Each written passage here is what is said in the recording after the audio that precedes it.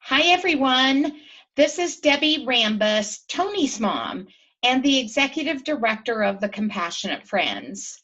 Today, we have a message from Linda, who lost two children. And she has done so much as far as giving back to other people. She's a chapter leader, as well as she hosted our hospitality room at the conference last year. And then I refer to her as the best workshop moderator ever. So, Linda, thanks so much for sharing your message with everyone today. Well, thank you. It's an honor to be asked to do it and to share. Great. So, as you know, Linda, what we're doing is we're asking three questions of everyone. And the first question is, what brought you to Compassionate Friends? Perhaps, a little story about, your losses, as well as how you found Compassionate Friends. Okay, well, ours is a little longer because it involves our two sons. So my husband and I got married when we were 16, and we had a baby, totally unplanned. We finished high school, we got real jobs. So when our Benjamin was 4 years old, we wanted to have a planned baby. So I got pregnant right when I wanted to. And then unfortunately, at 13 weeks, I got in a head-on car accident. Broke both my legs and my arm, and my water broke. But we didn't know that at the time. So as I was in the hospital, they discovered that. And I stayed pregnant for 14 more weeks. So Michael was born at 27 weeks gestation, and he had hyaline membrane disease. And we were 21 years old. So he was born, and 11 hours later, he died in our arms. And that was our introduction at that young age to being grieving parents. Now, Benjamin was 4, so there really wasn't this sibling effect because he played with his Tonka trucks and knew mommy and daddy were sad, but it was okay. But luckily for us, the hospital put us into a support group. And we believe, it saved our marriage, as we hear many people say in Compassionate Friends. And it really taught us the importance of sharing, of not letting ourselves become isolated and talking about our Michael. And then that spurred me to get involved with the Pregnancy Infant Loss Center. Well, then I had more children, and that kind of waned, and I got involved, and I love to volunteer. And then 26 years later, our Benjamin, that little boy we had when we were 16, he met a young lady who was here from another country on a study abroad. And they had a whirlwind relationship, and they ended up getting married. And we had some real reservations, but he was 29 years old. And he ended up moving with her to her country. And right before they moved, they had a miscarriage. So we were also grieving grandparents. We lost our grandchild February of 2010 to miscarriage. And that was really something to hear the pain in my son's voice. So that really made me think about the grandparents' credo. When we read that, I understand that at some level. And my son said to me, for the first time now, Mom, I understand how you felt when Michael died. So now he's married, he's back in this country, and we don't know this, but he's really struggling, and she's pregnant again. And so sadly, on December 18th of 2010, our son jumped from a 4-story window. He broke every bone in his face and ruptured his aorta, but he lived. And we were able to get over there and spend time with him. And as he was getting better, he contracted MRSA, but they had it under control. He got excellent medical care. And then our daughter-in-law decided it was time for us to go. And so it wasn't pleasant. And so we left knowing he was getting better and we would go back when he was recovered. And unfortunately, on January 23rd, his aorta re-ruptured. And this time there was no coming back. But my husband and I and our 2 surviving daughters were able to go over to this part of the country where they don't speak English and they don't like Americans. And she left us to be with him. And so he died holding his dad's hand, 5 days after that. So February of 2011, which I know 2011 is a common year for a lot of us. And then our grandchild was born 4 months later. Lovely little girl. Her name is Melissa Joy. And we have never been allowed to visit her or hear her voice. We've gotten some pictures, but that's been cut off now. So, we kind of mourn that too, but she's alive. And so I've busied myself with volunteering with kindergartners and children that age to kind of fill that. So that's, so then when Benjamin died, a friend of mine, because of course we were on Caring Bridge, this was a 5-week ordeal.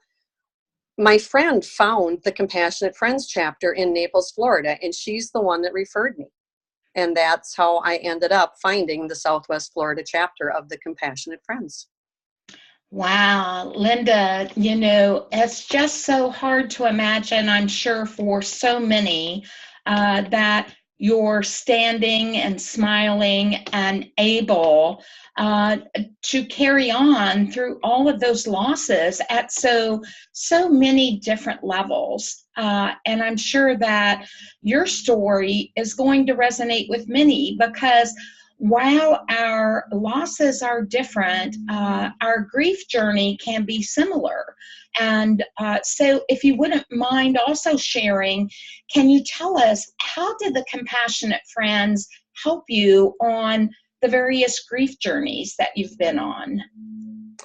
Well, it validates that our children existed, and ours are very different. Losing our 11-hour-old son, we lost the future.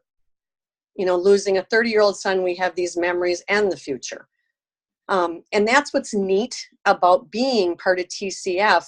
Like you just said, it resonates. And I just had a lady at our meeting the other night who, she had a baby at 25 weeks gestation, and he survived. Unfortunately, passed away just last month.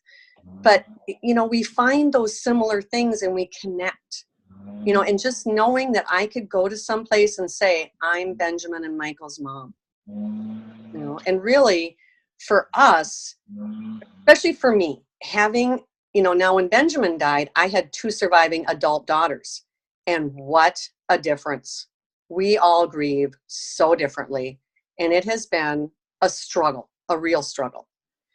And to be able to share that with my other Compassionate Friends parents. And for me, when I went to my first conference in Chicago in 2014, I went there for me, and I just soaked up everything. Well, then in 2015, I had become the chapter co-leader. So I went and did all the training and the educational things, and I moderated, which I loved doing. I loved volunteering. And my daughter, my youngest one, came with, and she volunteered also. And she connected with the siblings, and it was amazing for her. I just can't say enough about TCF and the siblings program. And then when I went in 2017, we brought 31 people from our 3 neighboring chapters. Our chapter was able to financially help them.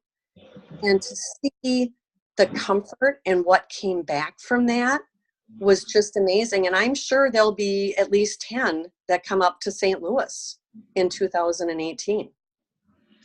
Wow. And I know, Linda, I've shared before, my first experience with Compassionate Friends was a national conference.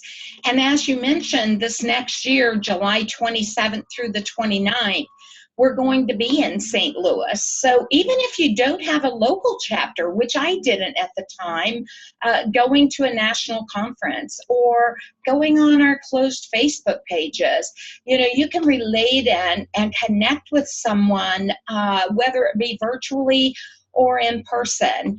And I so much like that you mentioned about the siblings, because, they often say, Linda, that they're the forgotten mourners, because sometimes people will go up to an adult sibling, perhaps even a teenager, and say, oh, how's your mom and dad doing? And they forget that the brother or sister has a loss as well. So we're sharing messages of hope, and you are an inspiration and a message of hope in and of itself.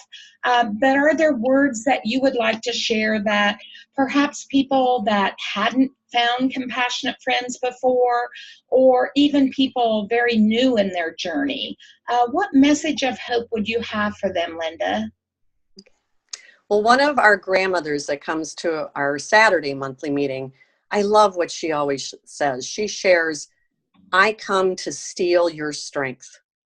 And I just think that is just such a statement. And, you know, a lot of us, especially at first when we're new in our grief, our friends change, things change. And so we can come there and you will find a friend. You will find someone who will agree to walk along beside you. You know, our chapter, we're so blessed. We do so many social things. We have a guys' night out and a ladies' night out once a month. Once a quarter, we do a social thing.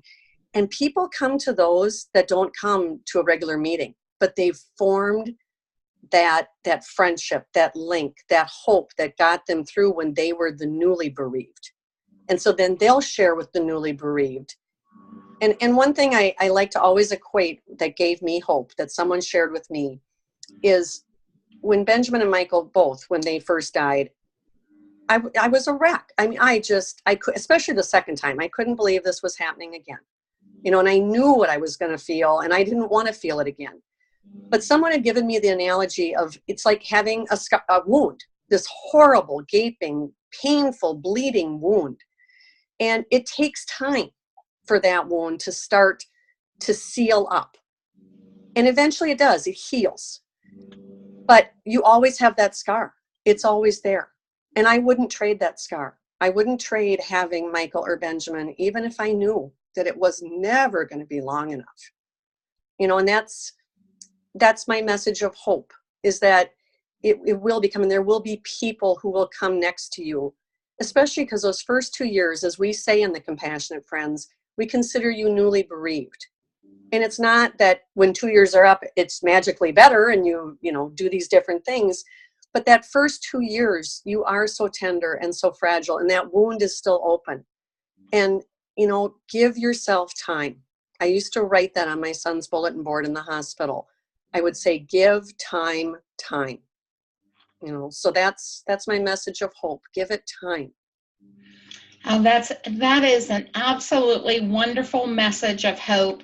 I love that, the grandmother that says, I've come to steal your strength, because we do get strength from each other. We learn that we're not going crazy, that others have perhaps the same feelings, and we do have to be gentle with ourselves and to give ourselves time, to give yourself that gift, the gift of time. So I also want to remind everyone that we have a wall of hope. If you go to our website at compassionatefriends.org, there are individuals that have written you a message of hope, along with sharing their child, their brother, their sister, their grandchild's picture. So give yourself a moment, take some time, read those messages, and be gentle with yourself. Thank you so much, Linda, for sharing your story and also giving us your messages of hope. You are so welcome. And Debbie, thank you for taking time every day this month to provide us with these messages. I really appreciate it. Oh, thank you, Linda. So bye, everyone. Be gentle with yourselves.